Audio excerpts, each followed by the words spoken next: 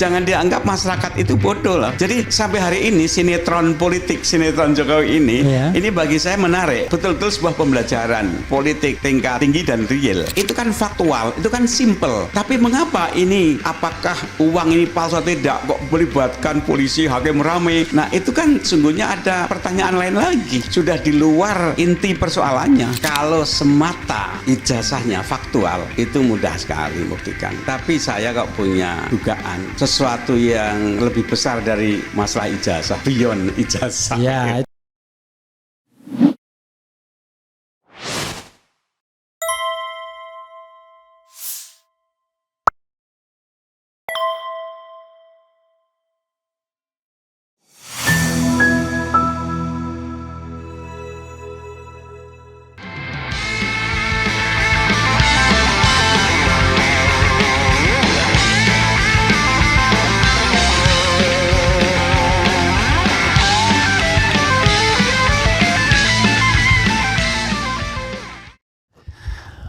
Assalamualaikum warahmatullahi wabarakatuh, sobat RH sekalian.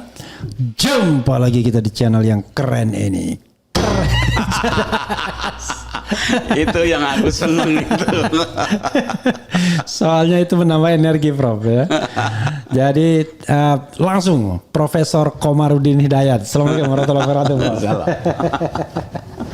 Jadi saudara sekalian, ya, Prof Komarudin ini mungkin orang mengenalnya sebagai akademisi. Dulu di UIN, Universitas Islam Negeri Syarif Hidayatullah, pernah menjadi rektor setelah almarhum Azumardi Azra, ya. Ya, 2 periode. 2 periode.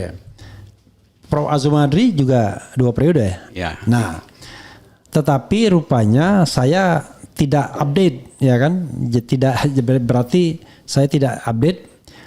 Beliau menjadi rektor pertama UI 3, ya. Universitas Islam Internasional Indonesia. Itu dari banyak negara. Ya. Ada 4 fakultas: sosial, education, economics dan Islamic Studies. Prof guru besar di Fakultas Ilmu Sosial, yang dekannya Pilih Vermonte. Teman saya juga, tapi sekarang lagi di PCO dia, di PCO kan, ya, di Presidential Communication Office, ya. Prof, tapi saya tidak mau ngomong soal UI 3, tapi boleh lah kalau mau ditambahkan, mau dipromosikan boleh. Tapi saya concern saya kalau ketemu Prof bicara mengenai jurnalisme secara keseluruhan dan citizen journalism, citizen journalist, atau bicara tentang individual jurnalis, bicara tentang media mainstream dan media sosial versus plus perlindungan terhadap pekerjaan, yaitu menyampaikan pendapat baik secara lisan dan tulisan, termasuk menyampaikan informasi sebagai bagian dari the right to information di ayat-ayat konstitusi. Saya memberikan statement umum seperti itu, silakan Prof memulainya. Dari apa yang ada dalam benak Prof, silakan Prof. Oke. Makasih. Saya sebagai Ketua Dewan Pers itu sejak 16 Mei 2025, ya. Ya. Ke situ itu karena dorongan kawan-kawan, ya. Dan setelah masuk ke situ saya kemudian menjadikan Dewan Pers itu seakan-akan sebagai jendela yang kemudian saya melihat suasana perkembangan situasi ruang publik, apa peranan informasi terhadap perilaku sosial dan bagaimana mekanisme lalu lintas ledakan informasi itu. Kalau di kampus itu kan saya mengamati perjalanan, perkembangan, pertumbuhan mahasiswa baru sampai tamat seperti apa. Tapi kalau sekarang ini bagaimana informasi itu berlangsung dan bagaimana dampaknya pada masyarakat. Ini just kidding. Prof sudah berhasil membentuk pollster terkenal dari UIN. Nah, pertama yang saya tersadar dan kaget bahwa teknologi digital itu layaknya orang menyediakan jalan tol yang besar yang di atasnya orang bebas lalu lalang menyampaikan informasi, bebas sekali. Sehingga saya bertanya, ini orang kok berbaik hati ya? Mereka itu apa keuntungannya menyediakan jalan tol itu? Gitu kan. Oke, maksudnya providernya dulu ya? Iya. Providernya dulu ya? Iya, itu kok baik banget gitu ya. Oke. Nah, dan free lagi? Sungguhnya apa iya free sih? Itu sebenarnya pertanyaan. Kalau YouTube kan free kan? Lah iya, tapi apakah betul free? Makanya kok baik hati banget orang menyediakan itu. Gitu. Nah, kemudian agak dekat Prof, sini Prof. Yang kemudian muncul, muncullah ada dua istilah mainstream journalism, yaitu yang konvensional seperti radio, TV, surat kabar, majalah. Itu satu cirinya dia punya institusi, punya pimpinan, terdaftar, pegawai tetap, ada editorial, pendeknya jelas lah, gitu kan. Ada hitung-hitungan bisnisnya. Ada bisnisnya, gitu kan. Nah kalau yang medsos ini bisa pribadi, individu, komunal, dan rupanya ini juga lebih fleksibel dan disenangi oleh masyarakat. Lebih-lebih kalau YouTube, misalnya Facebook, dia pinter-pinter membaca selera masyarakat. Dan sudah ada juga yang mempetikannya. Iya. Dan itu kemudian followernya semakin banyak. Nah, disinilah kemudian iklan, dia akan mendekati pangsa pasarnya, pemirsa yang terbanyak. Nah, rupanya medsos ini lebih banyak pemirsanya dengan orang dengan bawa handphone, tidak perlu langganan koran, tidak perlu nonton TV, tapi cukup di situ. Dan iklan kemudian enggan ke media mainstream ini, padahal iklan itu adalah darahnya sebuah TV misalnya. Sekarang pindah ke situ. Sehingga yang terjadi apa? Ada satu sajian informasi yang edukatif, yang bagus, yang kritis ya. Semoga RH termasuk di situ ya. Insya Allah. Tapi ada juga yang kemudian jualan. Tapi saya klarifikasi juga. Kita mengkomunikasikan dua hal. Edukasi, informasi yang kredibel, pendidikan kepada masyarakat. Tapi juga tentu harus ada aspek entertainingnya yang untuk sustainability. Kalau enggak mati kita. Oke, silakan itu prinsip jurnalisme kan itu kan, harus ada hiburan. Nah, kemudian ada juga orang yang bonceng, yang jualan sensasi dengan harapan followernya banyak. Ini kan ada implikasi monetisasi. Belum lagi diboncengi lagi, lalu lintas itu diisi para buzzer-buzzer. Yang kemudian itu punya agenda khusus memutarbalikkan fakta, objektivitas karena pesanan politisi dan sebagainya. Sehingga ledakan informasi itu ada yang bagus, tapi banyak juga yang sampah-sampah. Yang saya amati sementara ini di dalam masyarakat itu luar biasa ledakan informasi yang sebagian tidak mendidik. Belum lagi pornografi dan sebagainya. Nah pertanyaannya kemudian, ini semua siapa yang akan meregulasi, mengantarkan, mendidik, mengawal, dan kedua seberapa jauh masyarakat itu diuntungkan dan dirusak oleh informasi yang nggak karuan ini. Gitu. Sampai di situ saya lebih merasa sebagai orang pendidik, bukan sebagai dewan pers, tapi sebagai pendidik. Kadang saya prihatin sekali, kok begini, dan pemerintah kelihatannya kayak bingung ya sekarang ini. Oke, Prof. Tapi kita mengalir aja, Prof ya. Yang saya rasakan, pemerintah, penguasa, mungkin juga para buzzernya lebih bermasalah dengan media atau informasi yang kritis, yang mengajak orang critical thinking. Tapi nggak bermasalah dengan pornografi atau mohon maaf ya, yang entertainment yang nggak karu-karuan hoax ya kan. Jadi bahkan mereka ketawa-ketawa aja melihat itu ya. Jadi udahlah, ini kan orang mau cari uang, biarkan aja. Tapi begitu ada media sosial dengan critical thinking, mengkritik pemerintahan, kemudian macam-macam lah, ijazah palsu dan lain sebagainya, dia tiba-tiba merasa terganggu dan mengatakan merusak moral, merusak NKRI, begini begono dan lain sebagainya. Gimana Prof menyikapi fenomena seperti itu sebagai Dewan Pers? Nah, sebelum ke sana, Iya. hal seperti itu yang juga saya rasakan ya. Bahwa secara umum Ya. gini, yang namanya pers itu kan dari bahasa Inggris press. Press dalam arti itu dicetak kertasnya Ya, itu di ya, press biar press. jadi bacaan. Ya. Tapi kedua tugasnya tuh pressure. Ya, oke. Jadi yang namanya Dewan Pers salah satu tugasnya di samping menyampaikan informasi, edukasi, hiburan harus mempressure, yaitu watchdog, Oke. mengkritik. Karena apa? Ini dalil umum. Siapapun yang berkuasa atau kekuasaan, kalau tidak ada yang mengkritik, itu akan cenderung membusuk atau korupsi atau terjadi penyimpangan. Nah itu. Ya, jadi makanya pemerintah yang sehat, yang waras, itu dia mesti mengeluarkan uang membentuk lembaga sebagai watchdog.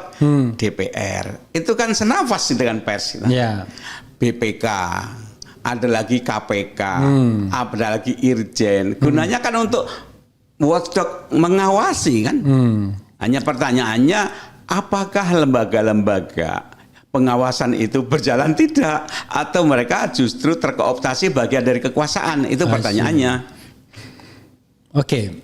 Tetapi sekarang kita mulai dari hal-hal yang prihatin dulu ya. Ya. Tadi satu yang saya tangkap, Profesor ingin mengatakan bahwa sekarang sudah bergeser. Media-media itu sekarang lebih tertarik, iklan-iklan lebih tertarik memasang di media-media non konvensional. Iya. Media konvensional itu mati, terutama saya pahami, misalnya televisi. Karena kalau televisi itu nggak ada iklan, tewas dia. Iya. Pernah ada sebuah siaran dihentikan dan hanya di platform YouTube-nya yang dijalankan karena di TV-nya nggak ditonton, Iya. yang ditonton di YouTube-nya. Tapi bagaimana kalau kita bicara shifting, katakanlah ekonomi? Kan dulu juga kita punya tweet yang itu pager, kemudian jadi seluler, lalu jadi smartphone dan lain sebagainya. Karena yang saya lihat, walaupun saya kayak begini YouTube, saya bersaing dengan kompas.com, Metro TV news.id apa gitu kan, Metro News. Jadi semua media yang kita katakan so-called konvensional itu sekarang memiliki media sosial juga, bro. Jadi mereka sudah shifting, tetapi memang in term of getting money memang nggak besar jadinya. Cuman it could be possible kalau mereka profesional, mereka bisa juga mematikan swasta-swasta ini. Teknologi digital itu melahirkan silent revolution yang luar biasa. Apakah itu akan diatur demikian atau diserahkan pada pasar bebas? Nah, hemat saya ini juga bisa menarik kita amati. Tapi kembali kepada tadi, penguasa siapapun orangnya itu cenderung tidak senang dengan kebebasan pers, tidak senang dengan kritik. Gitu. Sehingga yang kritik ini yang diawasi, tapi yang pornografi, yang macam-macam itu dibebaskan. Kalau ini yang terjadi, ini akan rusak masyarakat mentalnya, dan itu kan tugas negara. Jadi sungguhnya negara itu juga bertanggung jawab ikut mengawal, menyelamatkan impact dari kebebasan berita ini yang negatif pada masyarakat, tugas negara. Nah, tapi lagi-lagi saya sampai sekarang ini masih belum melihat apakah masyarakat negara itu memang cukup punya strategi yang strategis. Biasanya sekarang ini problem akibat dari high tech teknologi ini, dia langkahnya lebih cepat dibanding solusi yang ditawarkan oleh negara. Negara selalu tertinggal di belakangnya. Kalau itu apakah karena negara berpretensi untuk melakukan memprotek dirinya dengan dalih dia memprotek masyarakat, padahal kalau dia mau berlomba sama masyarakat nggak akan pernah menang negara? Tidak apa-apa, tapi ada kejelasan. Ada kejelasan. Jadi secara umum, satu, bagaimana menyelamatkan lembaga pers konvensional, misalnya iklan, sebab tanpa iklan akan mati. Satu. Yang kedua, bagaimana menyelamatkan dampak kebebasan media sosial ini terhadap masyarakat. Anak-anak kecil itu yang namanya iklan-iklan nggak terkontrol kok, pornografi dan sebagainya itu saya kasihan sekali. Nah berikutnya, kebebasan media ini nggak bisa dilawan oleh negara. Jadi kalau negara kok sangat sensitif kepada kritik, tidak bisa dilawan. Bebas sekali masyarakat itu, dan mestinya negara terima kasih. Apa? Sebab kita sudah sepakat bahwa Indonesia itu didirikan sebagai negara demokrasi. Dari from the people, for the people, by the people kan. Dari rakyat untuk rakyat kan. Nah, bahwa kita berekspresi apapun caranya lewat media apapun itu kan sudah hak konstitusional. Oleh karena itu negara jangan anti terhadap kebebasan berbicara. Yang diperlukan itu adalah bagaimana membuat rambu-rambu. Misalnya di Eropa atau di Australia itu juga saya sedang mempelajari ya. Kalau misalnya ada kebebasan media, bebas ya bebas, tapi udah menyangkut rasialisme. Nah itu langsung tegas. Gitu. Kemudian fitnah. Doxing, orang bisa ditelanjangi data-data pribadinya. Sekarang ini saya ingin mengatakan to some extent sedang berlangsung kolonialisme digital, digital kolonialisme. Jadi orang itu nggak punya privasi lagi. Tapi Prof, kalau misalnya terkait dengan private person ya, saya tidak against pendapat Prof kan. Tapi bagaimana kalau menyangkut pejabat publik?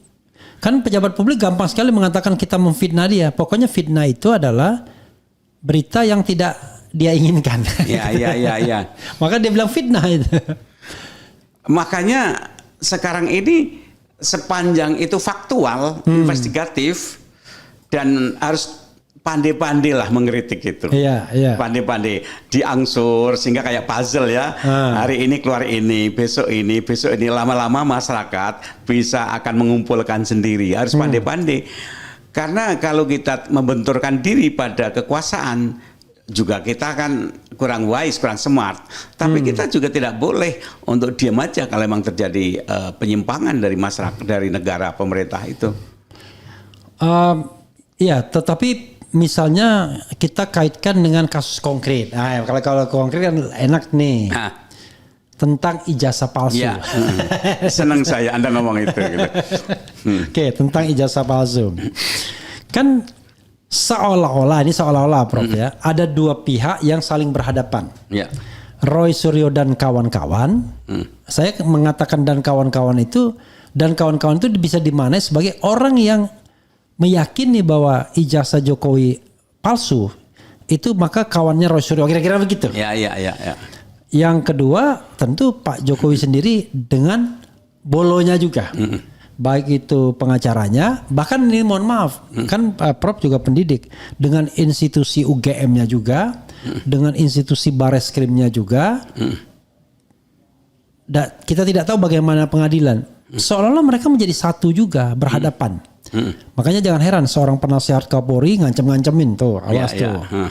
Kemudian lawyernya ngancem-ngancemin tuh, fitnah dan lain sebagainya. Nah, saya pengen Prof mengkonstruksikan masalah ini dari sisi saya tidak tahu apakah kebebasan pers atau public inquiry atau apapun, terserah. Nanti kita akan lihat tuh bagaimana sesungguhnya ini diletakkan dalam kerangka konstitusi misalnya, kebebasan berpendapat dan lain sebagainya. Silakan Prof.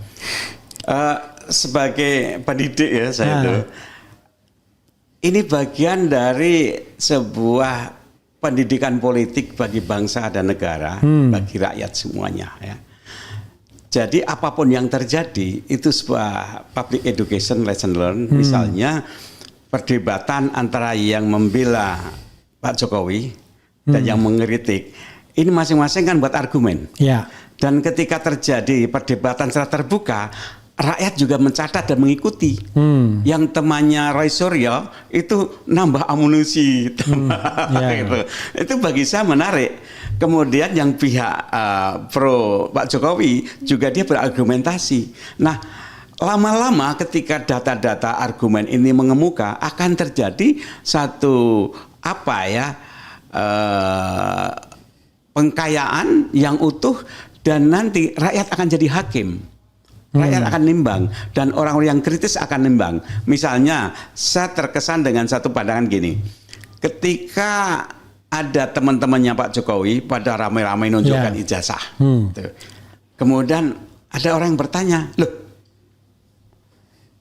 yang diminta itu kan ijazah Pak Jokowi, mengapa bukan ijazah teman-temannya? Nah ini bagi saya sebuah latihan daya kritis juga. Jangan dianggap masyarakat itu bodoh lah. Jadi sampai hari ini sinetron politik, sinetron Jokowi ini bagi saya menarik. Betul-betul sebuah pembelajaran politik tingkat tinggi dan real. Tapi Prof, saya katakanlah sebagai sokol pekerja pers dalam tanda kutip sih sebenarnya. Saya ada kartu pers ya kan, karena untuk melindungi diri kita dari kemungkinan dikriminalisasi karena kita berpendapat ya.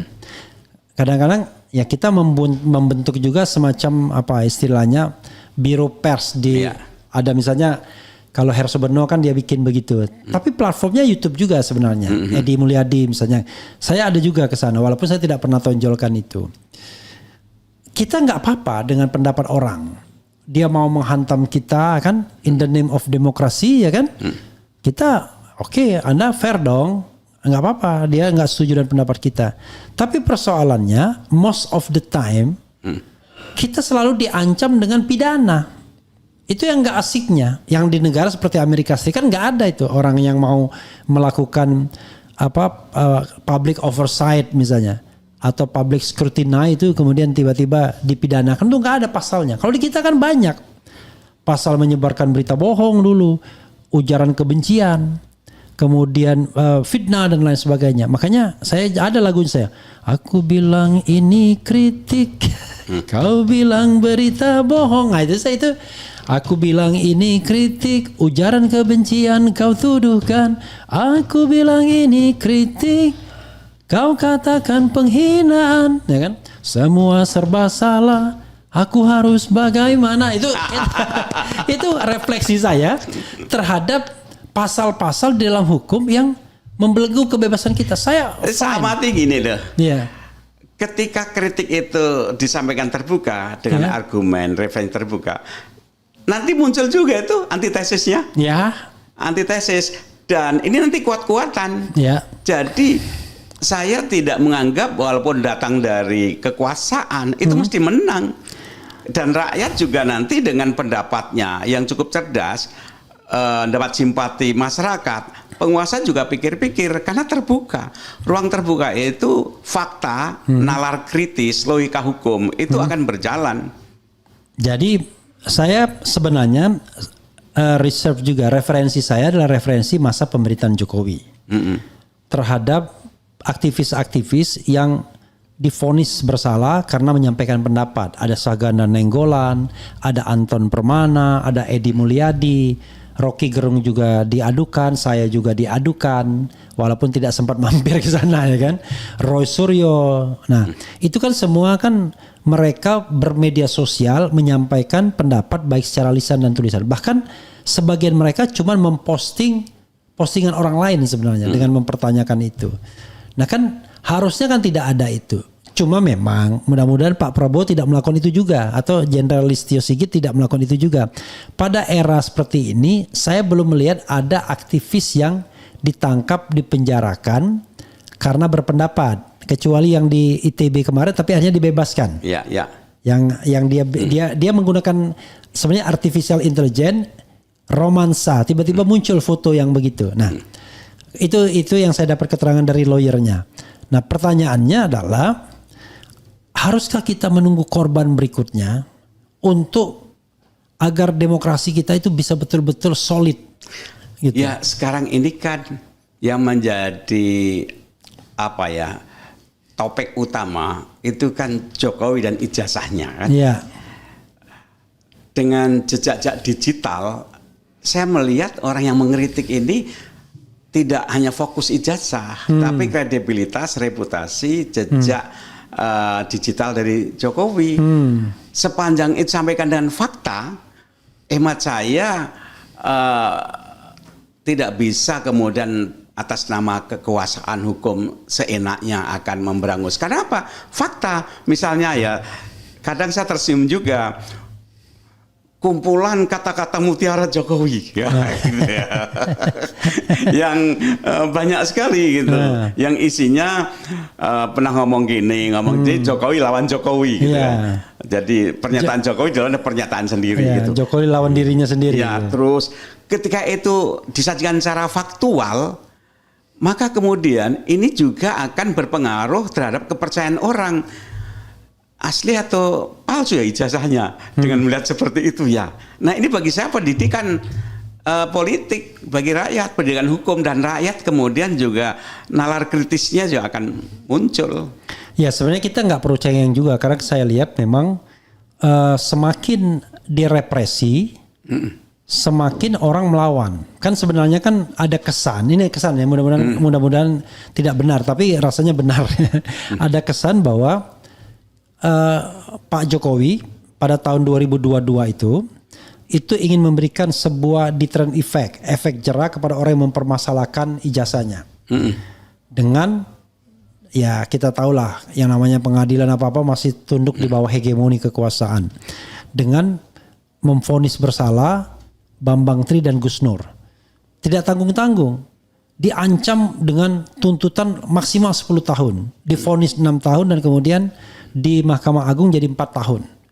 Gus Nur sudah bebas bersyarat, Bambang Tri belum sampai saat ini. Yang saya tahu. Nah itu kan ingin memberikan efek jera. Orang lain jangan membicarakan lagi ijazah. Kalau enggak akan di Gus Nur kan di Bambang Tri kan. Kan itu yang kemudian ingin dikesankan. Tapi untuk sementara ini itu tidak terjadi. Masyarakat terus saja ngomong soal ijazah dan muncullah Roy Suryo, muncullah Dr. Tiva Rismon yang kemunculannya ya bukan tahun 2022, tapi baru setahun terakhir atau setengah tahun terakhir ini. Tapi kan saya sebagai pekerja media sosial tetap aja merasa tidak menyampaikan suatu hal dengan kafa ya. Maksudnya gini, saya harus berpirau melawan ombak terus untuk menghindari delik pencemaran nama baik, delik fitnah. Kalau sekarang masih mending Prof. Dulu delik menyebarkan berita bohong. Itu nggak ada Bak Bibu lagi, tangkap. Masuk penjara. Kena walaupun cuma setahun tapi udah ditangkap duluan. Itu kan banyak sekali kan. Habib Rizik, Habib Bahar, kemudian Edi Mulyadi CS dan lain sebagainya. Kena semua. Nah apakah kemudian pemerintahan Prabowo harus mengulangi itu lagi untuk akhirnya struggle for demokrasi ini memang betul-betul dilakukan oleh masyarakat terhadap kekuasaan yang ingin otoriter gitu. Yang seperti itu orang Indonesia pinter itu untuk menghadapi. Misalnya para budayawan, penyanyi-penyanyi, pelukis-pelukis itu kalau dikumpulkan sindiran-sindirannya itu luar biasa jenakannya dan itu nggak bisa kena delik hukum. Gitu. Ada yang mengatakan anggap aja misalnya kekuasaan itu gambarnya seperti gajah.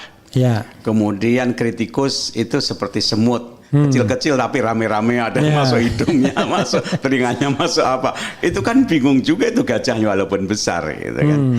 Nah artinya saya sih sedang atau selalu melihat jurus-jurus apa ketika ada serangan layar tinju ya. Kalau dipukul dari sini nanti lawannya apa? Antitesisnya. Sehingga antitesisnya apa? Ini kuat-kuatan dan banyak-banyakan aja.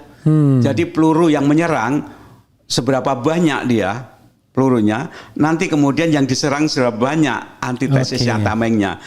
Sampai hari ini itu masih berlanjut terus dan rakyat juga kesan saya itu mereka sebagian menikmati loh, sebagian juga kritis.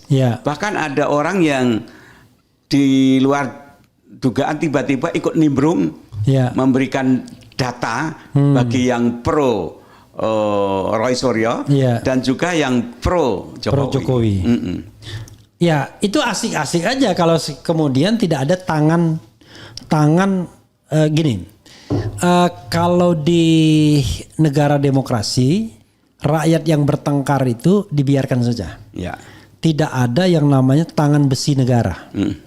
Karena kalau sudah menggunakan polisi, itu kan berarti negara campur tangan dalam pertengkaran di society. Ya.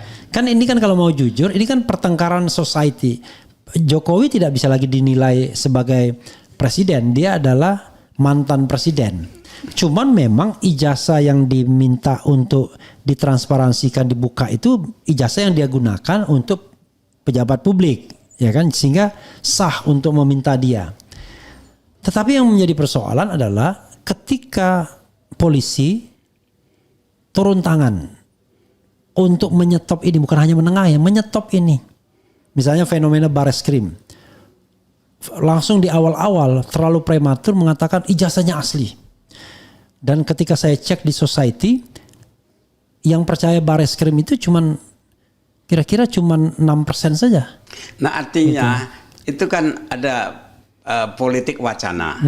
Kedua, ada kekuatan of critic and ideas. Jadi walaupun Bareskrim dengan kekuatan atas nama negara, tapi kalau dia salah, justru itu blunder buat dirinya sendiri. Dan toh ada counternya juga. Apakah yang punya kewenangan mengatakan tidak asli itu polisi atau pengadilan atau apa? Lagi-lagi kalau ditempatkan dalam konteks ini negara demokrasi, bagi saya sah-sah saja semuanya itu. Oh sih, jadi saya senang Prof orang yang optimis. Gini, misalnya ada orang menemukan uang di tengah jalan. Ini uang saya, mau bayar lah. Yang punya toko bilang uangmu palsu, gitu. Kemudian yang bayar ini asli. Gitu. Nah, kira-kira yang paling fair untuk membuktikan ini asli atau palsu kemana dibuktikan? Apakah ke polisi, atau ke laboratorium, atau ke BI, atau apa? Itu kan faktual, itu kan simple. Yeah. Tapi mengapa ini? Apakah uang ini palsu atau tidak, kok melibatkan polisi, hakim ramai? Nah itu kan sungguhnya ada pertanyaan lain lagi. Iya. Sudah di luar inti persoalannya. Nah termasuk begini Prof. Orang bicara tentang teori hegemonik. Siapa yang menghegemoni, siapa yang dihegemoni. Oke, kalau misalnya ada indikasi ada ijazah yang diduga palsu, tanyakan dong pada institusi yang menerbitkannya, kan begitu? Iya. Ya itu kalau dalam kondisi yang non hegemonik. Ini kini ada kaitan antara istana lama ya. Iya. Yang di istana lama itu ada unsur let's say Pratiknonya lah kira-kira itu dengan UGM. Institusi yang ya enggak bisa berhadapan duduk sama rendah sama tinggi dengan istana. Plus Bareskrim misalnya. Kan ada suasana ini masih hegemonik. Sehingga kalau kita mencari kebenaran, let's say tidak di polisi tapi kebenaran di UGM, balik dong ke UGM. Kan kita hanya akan mendapatkan tambahan amunisi kebohongan aja. Ternyata saya banyak orang hal ya. Kampus ya, bagi saya kampus itu adalah di samping institusi yang terikat dengan aturan negara, itu adalah lembaga moral dan lembaga ilmiah. Iya. Dan di kampus UGM banyak orang-orang ahli, ahli forensik, ahli apa. Dari situ dia bisa dilibatkan. Ini lembaga ilmiah, secara ilmiah ini asli tidak, itu kan bisa. Dan secara moral, ya integritas. Di sini saya melihat banyak atau ada hal-hal yang kadang-kadang bagi saya kok ragu ya gitu. Dulu saya itu berpikir positif. Saya akan percaya pada siapapun apapun. Iya. Kecuali orang itu punya bukti sehingga saya tidak percaya. Iya. Gitu, dulu. Tapi setelah saya dekat ke dunia politik, saya nggak percaya. Iya. Kecuali ada bukti yang membuat saya percaya. Jadi dalam hal pendekatan ijazah palsu ini saya bisa simpulkan tuh. Saya nggak percaya kecuali ada bukti yang membuat saya percaya. Itulah yang disampaikan oleh Roy Suryo. Roy Suryo sudah membuktikan bahwa Anda sepatutnya tidak percaya. Dengan saya sampai hafal tuh apa saja yang sudah disuguhkan. Sebaliknya pihak lawan tidak menyuguhkan sesuatu yang firm. Ini Prof. Ini ada dokumen yang diduga palsu. Dokumen ini tidak pernah ditunjukkan, tapi ada sebuah indikasi dia pernah diupload, pernah diperlihatkan. Paling tidak di 3 event. Event diupload oleh PSI, ya kan? Kemudian diupload oleh kader PSI. Event ketika rame-rame teman Jokowi itu menunjukkan ijazahnya dan di belakangnya ada big screen yang menampilkan ijazah itu, yang kacamata. Yang ketiga ditunjukkan oleh Sigit Sunarta, Dekan Kehutanan. Maka kan orang tidak punya preferensi atau referensi lain kecuali 3 itu kan. 1. Maka dan keempat, Bareskrim Mabes Polri yang menunjukkan fotokopinya yang di tengahnya ada lipatan. Tapi sama, 4 itu ijazah yang sama paling tidak dalam pengertian foto yang tertera di situ.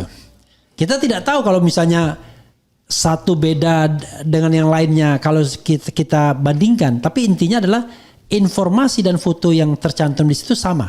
Kan gitu. Oke. Lalu orang seperti Rismond melakukan sebuah kegiatan digital forensik. Dia ambillah foto yang diupload Dian Sandi. Nah, lalu dia menemukan bahwa secara face recognition nggak sama, lebih mirip sepupu atau sepupu Jokowi namanya Dumatno. Kemiripan sama Jokowi cuma 33%. Itu kan kerja dari program. Kemudian dia temukan juga tidak ada lintasan cap di jas hitam dan gambarnya itu terlalu solid untuk sebuah gambar analog yang sudah berusia 40 tahun. Dan dia bilang begitu. Ini seperti dibuat secara digital. Nah, itu kan semua dia lakukan. Lalu berikutnya dia melakukan yang namanya image comparison. Dia bandingkan dengan ini. Bahkan pakai persentase tuh, Prof. Tumpang tindinya dengan logo UGM. Itu kan ilmiah semua, reasonable, pakai logika yang bisa lurus kan logikanya dan bisa dicek pembandingnya.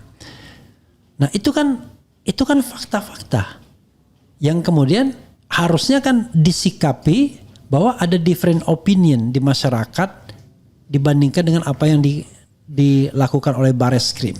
Tapi kan yang terkesan adalah Bareskrim dan beberapa pihak penguasa mengatakan yang di Roy Suryo dan kawan-kawan itu adalah fitnah gitu. Tanpa mau dibuktikan yang ijazah aslinya kan begitu. Gini, kalau saya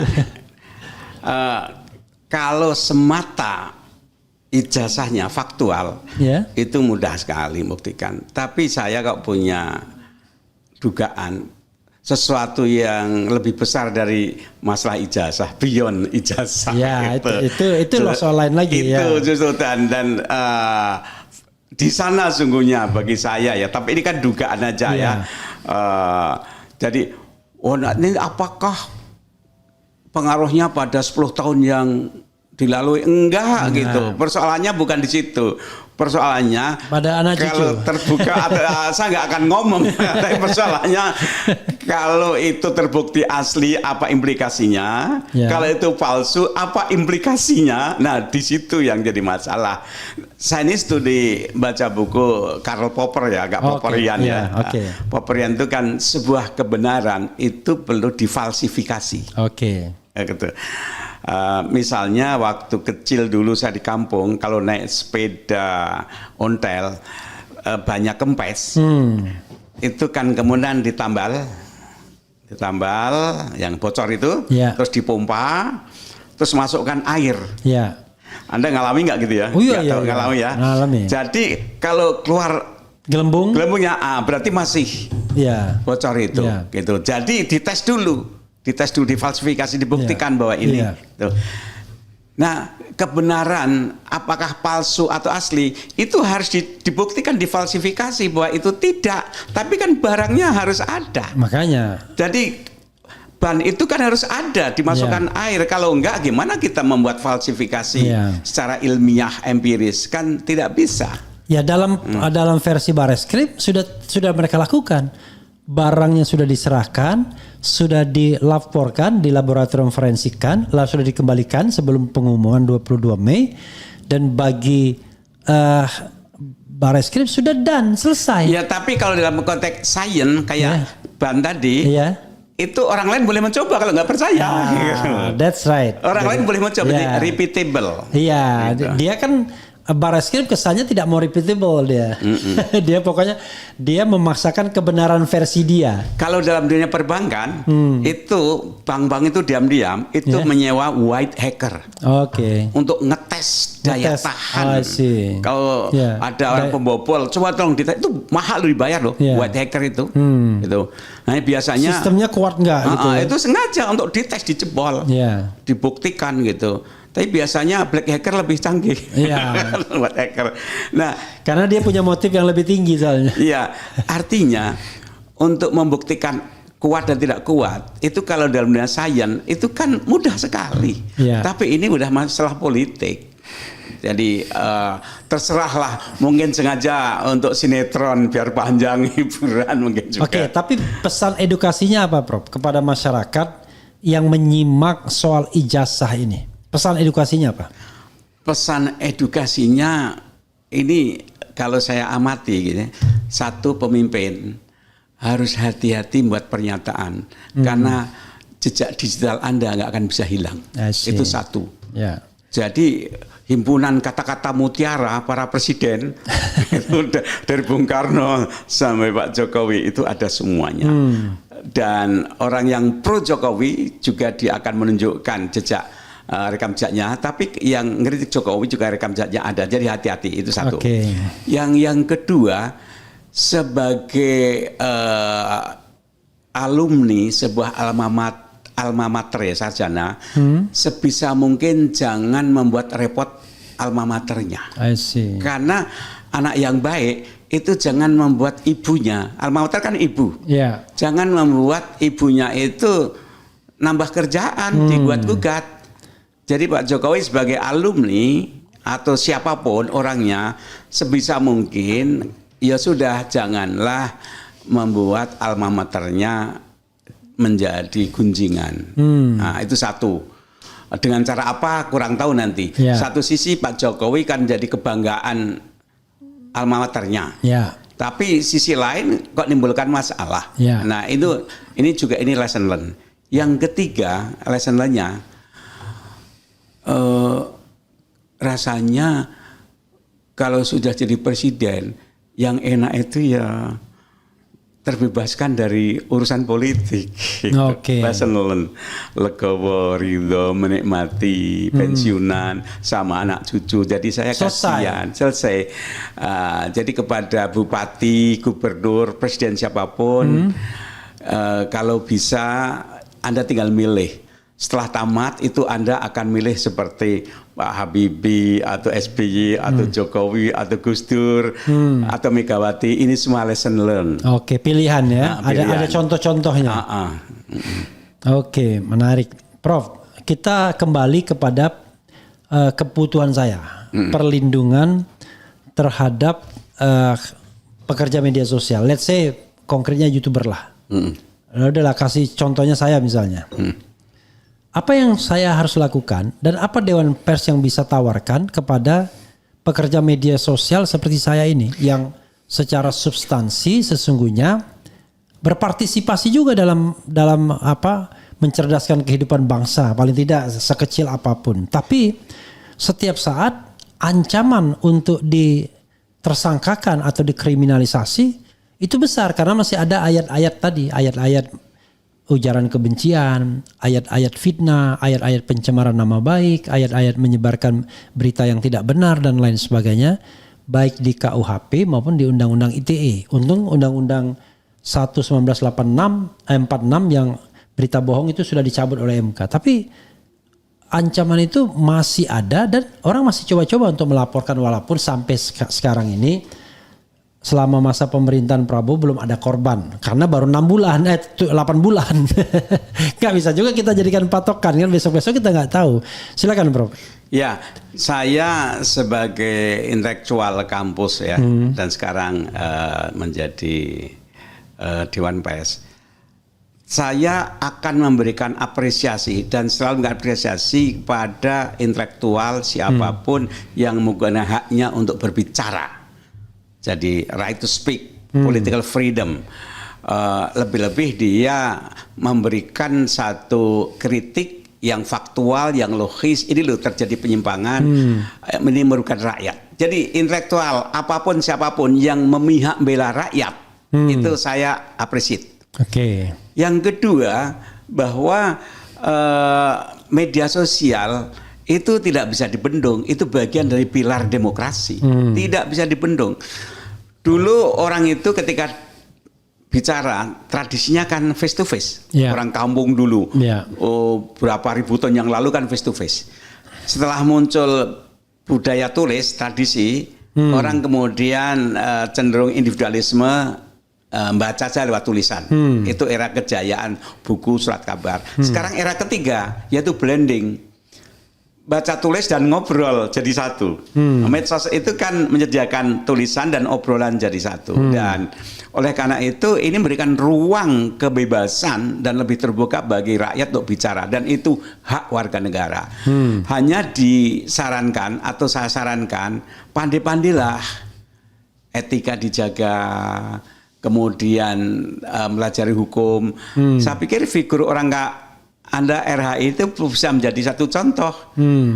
Anda kan tahu hukum, tahu tata negara, sehingga Anda ngeritik tapi juga bisa bagaimana cara mengkritik, jalur mana ngeritik, karena Anda tahu hukum. Nah ini satu contoh yang baik.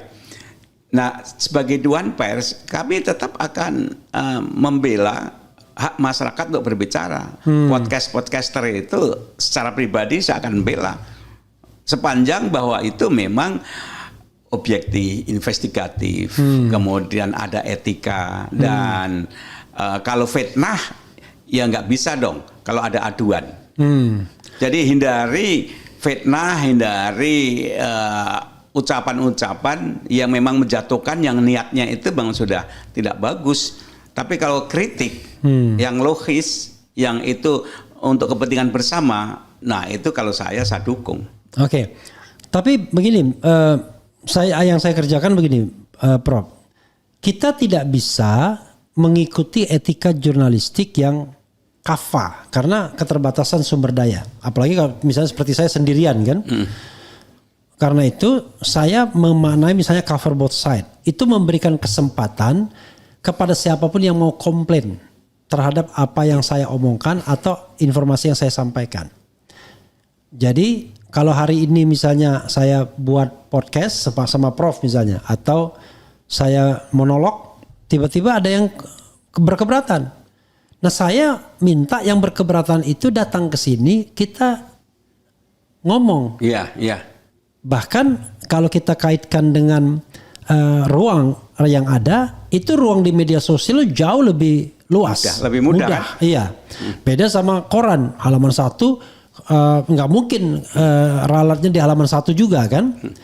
Nah kalau misalnya upaya itu yang kita sampaikan dan kalau dia langsung ke polisi ya kan, karena merasa difitnah, kan merasa dia kan, kita tidak tahu fitnah apa enggak.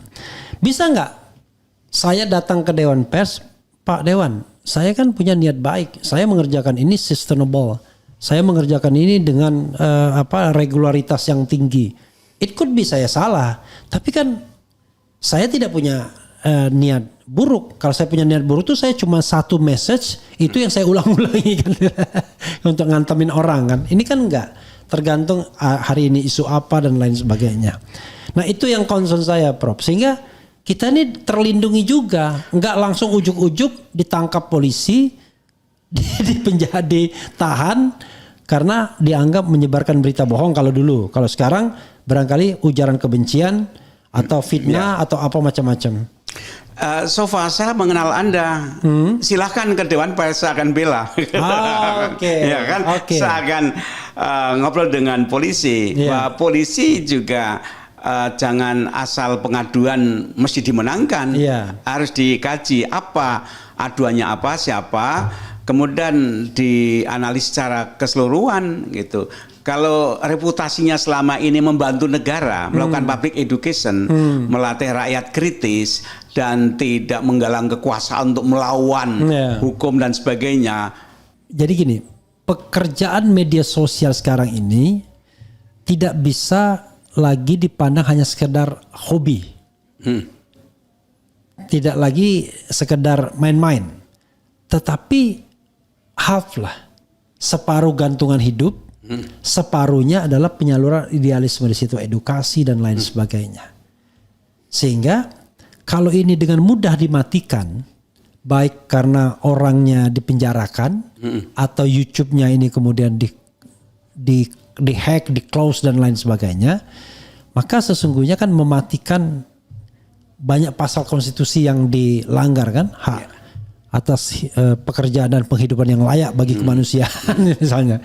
Karena ketika negara tidak mampu menyediakan lapangan kerja yang cukup, maka inilah salah satu kreativitas di masyarakat kan, bermedia sosial ini. Dan kalau kita kaitkan dengan konten kreator, itu sepanjang itu mendidik, menghibur, bukan menyebarkan pornografi misalnya, kan itu menjadi tugas, kita mengerjakan tugas negara untuk mencerdaskan kehidupan bangsa. Tetapi sekali lagi, kok negara yang dibantu untuk mencerdaskan kehidupan bangsa melalui state aparatusnya kok ngancam-ngancemin kita? Yang mestinya diberantas itu mestinya pornografi dan buzzer. Yang ngerusak pikiran masyarakat itu kan buzzer-buzzer itu yang memanipulasi kebenaran, fake news buzzer. Nah yang kedua, saya sebagai Dewan Pers perlu mengkaji ya undang-undangnya, peraturannya, batasan-batasan antara media mainstream dan medsos. Tapi dulu Kominfo itu kan tidak ada digitalnya, sekarang namanya Komdigi kan. Artinya digital ini telah masuk menjadi ranah yang diperhatikan. Sementara Dewan Pers itu masih terikat ngurusi yang mainstream, belum masuk ke situ. Jadi perlu redefinisi, perlu rebranding, karena media sosial ini sesungguhnya juga perannya itu melakukan edukasi, entertainment, kritik, dan lapangan kerja, hiburan. Itu kan peran yang selama ini diambil oleh media mainstream. Sementara Dewan Pers tugasnya media mainstream. Tapi secara fungsional itu agenda kan diambil ini di sebagian. Dengan logika itu maka sungguhnya Dewan Pers juga harus ada perhatian, kontribusi, pelindungan pada media sosial. Dan ke depan semoga ini juga menjadi agenda yang bisa kita bicarakan untuk membuat program dan roadmap ke depan antara asosiasi pekerja media sosial, media mainstream, Dewan Pers dan pemerintah. Mari kita duduk bersama, kita rumuskan. Menarik ini. Sebenarnya kan kalau kita bicara tentang bagaimana regulasi itu menjangkau media sosial, kan ada dua kemungkinan. Melalui perubahan undang-undang dan itu pasti memakan waktu. Iya, pasti. Apalagi kalau seandainya anggota DPR tidak menganggapnya prioritas. Bahkan ini mengganggu dia kan. Yang kedua adalah melalui Mahkamah Konstitusi. Jadi bisa jadi nih saya ajukan judicial review ke Mahkamah Konstitusi agar Dewan Pers itu mandatnya tidak hanya pers dalam pengertian konvensional, tapi termasuk juga media sosial. Mungkin dengan definisi bahwa yang reguler, harus ada regularitas yang dia bisa tunjukkan. Apakah seminggu sekali, 2 hari sekali, setiap hari. Tapi regularitas itu kan gampang dicek. Nggak misalnya sebulan sekali atau misalnya 3 bulan sekali tiba-tiba dia ngebom apa misalnya, maksudnya menjelekkan orang lalu mau berlindung padahal itu project ibaratnya begitu. Ketika saya terpilih menjadi Dewan Pers, teman saya telepon, ini aktivis kampus, tanya pada saya, Mas, emang Dewan Pers masih dibutuhkan? Emang apa yang dilakukan? Karena sekarang tidak bisa dibendung pertumbuhan masyarakat menggunakan medsos ini, itu satu. Yang kedua, ketika saya ketemu dengan pejabat pemerintah, saya bertanya, sungguhnya negara itu memerlukan Dewan Pers nggak sih? Jawabannya nggak jelas. Artinya bahwa kalau memang iya perlu dirumuskan seberapa besar bebannya, tupoksinya programnya. Kalau memang kecil ya diperjelas juga, sehingga saya sebagai Dewan Pers ini sebagai ketua itu juga jelas seberapa besar saya menyiapkan diri tenaga pikiran intelektual untuk memegang kendali Dewan Pers, atau wah ini nggak cocok saya, biar orang lain aja deh, kan juga bisa begitu saya kan. Jadi saya ke depan ini ingin coba mencari kejelasan beban kerja roadmap dari Dewan Pers. Kalau saya misalnya dari kebutuhan saya misalnya, kebutuhan YouTuber lainnya adalah kita minta Dewan Pers itu sebagai fasilitator kalau seandainya ada pengaduan yang terkait konten kita kepada pihak kepolisian, salah satunya. Karena dalam banyak kejadian justru semua itu bermula dari konten media sosial semua. Selama ini kerjaan Dewan Pers yang banyak itu pengaduan. Iya. Banyak sekali. Ya. Tapi kemudian pertanyaannya, loh, tugas pers kan tidak hanya pemadam kebakaran pengaduan. Ya. Dia melakukan edukasi dan watchdog. Ya. Mengawal demokrasi. Ya. Di mana perannya yang diambil oleh Dewan Pers? Nah, itu juga bagi saya pertanyaan. Kalau hanya urusan seperti itu, rasanya enggak, maksud saya gini, itu kan untuk kebutuhan kita. Ya, tapi kalau saya setuju itu. Untuk kebutuhan demokrasi beda lagi. Kalau kebutuhan demokrasi lebih lanjut, tadi ada watchdognya, ada akseleratornya, ada edukasinya. Tapi paling tidak, at the first place, pekerja media itu harus terlindungi. Itu salah satu tugas yang dituangkan dalam undang-undang, memang melindungi, membela, misalnya terjadi kriminalisasi, PHK, yang gitu-gitu, Dewan Pers harus memihak, harus melindungi. Nah, misalnya saya membayangkan kalau kita misalnya katakanlah datang tuh, karena kapasitas media sosial itu berbeda-beda, tapi paling tidak hal yang harus kita sepakati bahwa Anda tidak boleh menyebarkan berita hoax. Kan misalnya, berita yang bohong. Berita bohong itu seperti apa? Ya berita yang tidak jelas sumbernya misalnya kan. Anda mengarang sendiri itu, berita yang itu mengarang sendiri.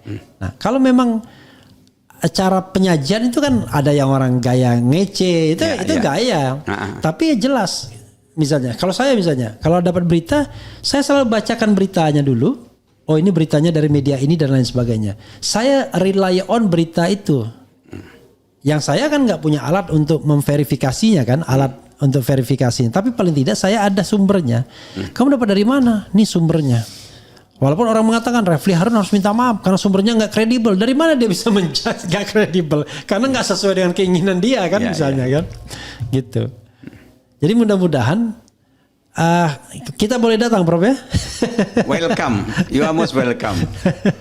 Dan saya juga salut Anda sebagai doktor tata negara, hukum, kemudian juga mempunyai podcast, sehingga Anda memberikan exercise dan contoh bagaimana melakukan kritik, entertainment dan lain-lain dalam rambu-rambu hukum, sehingga tidak mudah Anda itu dianggap apa ya, diciduk atau dituduh apa. Ini satu contoh yang baik. Ya, tetapi itu melelahkan, Bro. Karena bayangkan, saya melakukan ini kan live, seperti ini kan live kita. Jadi kalau live kan nggak bisa diedit lagi. Once kita mengucapkan sesuatu keliru, maka sudah itu udah di langit kan. Nah, waduh. Yang seperti ini membuat kita harus betul-betul belajar mengerem diri untuk tidak menyampaikan sesuatu secara telanjang yang bisa ditembak dari sisi hukumnya kan. Ya, gitu. Sehebat-hebat sopir sekali-kali kan senggolan tabrakan dikit. Nah, itulah yang jadi masalah. Padahal kan kalau misalnya kita tidak ada yang namanya defamation law gitu ya. Enak banget kita. Artinya kalau seandainya ada masalah yang sifatnya pribadi antar warga negara, ya silakan gunakan jalur-jalur private dengan private case, misalnya gugatan perdata kan. Tapi jangan gunakan tangan negara, which is menggunakan penegak hukum kan. Itu itu kalau kita bicara mengenai yang namanya the last resort, penegakan kriminal itu kan harusnya polisi mikir-mikir dong. Tapi ini kan kadang-kadang polisi mudah sekali menciduk orang, menangkap orang. Iya kan? Roy Suryo kenapa nggak ditangkap misalnya hari ini? Karena ada perlawanan dari society. Tapi dulu Jumhur, ujuk-ujuk loh, tiba-tiba didatangi ditangkap. Gak jelas, hanya karena menulis tentang Omnibus Law. Anton Permana juga begitu, Sagana juga begitu. Dianggap lalu mengatakan itu provokasi. Padahal kausalitasnya gak jelas. Misalnya kita podcast di tiba-tiba ada kebakaran di sana, lalu tiba-tiba dihubungkan kan gak jelas gitu. Gitu.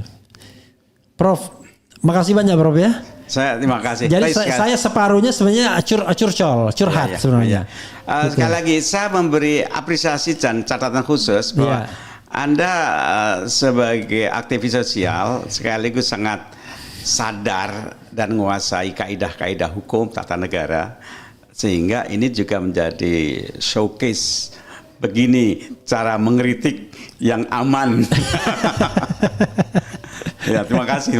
Oke, Prof, silakan closing statement. Mungkin ada yang disampaikan ke sobat era sekalian. Kalau saya menyebutnya sobat era sekalian. Ya, sobat era sekalian, Dewan Pers itu dua kaki, satu kaki dia berada pada negara, dan negara itu kan wakil sungguhnya tugasnya melayani rakyat. Jadi sungguhnya negara itu perpanjangan dari ekstensi rakyat. Dengan demikian rakyat kalau toh mengkritik, menyampaikan harapan, pujian, apa pada negara itu hal yang wajar saja. Jadi Dewan Pers ini menjembatani kalau ada aspirasi yang berbeda antara rakyat dan negara, antara pers yang pro rakyat dan sebagai negara, Dewan Pers ini menjadi mediator. Oleh karena itu silahkan kawan-kawan kalau ada berbagai masukan, gagasan, masalah, kami sangat terima kasih kepada kawan-kawan semuanya. Oke, terima kasih Prof. Komarudin Hidayat, Ketua Dewan Pers 2025 dan sampai entah kapan. Karena tadi ada reserve-nya, soalnya ada reservasinya. Oke, mudah-mudahan lancar ya, dan yang namanya pertumbuhan media, termasuk media sosial itu nggak bisa dibendung. Hilang satu, tumbuh 1000. Hilang yang besar, tumbuh yang kecil-kecil banyak. Ya.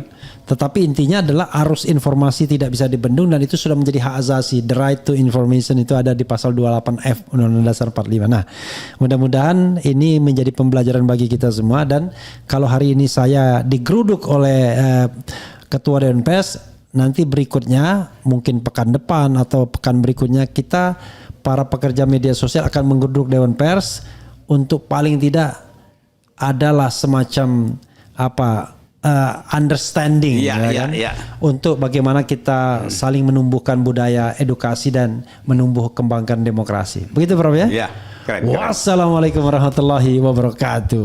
Keren.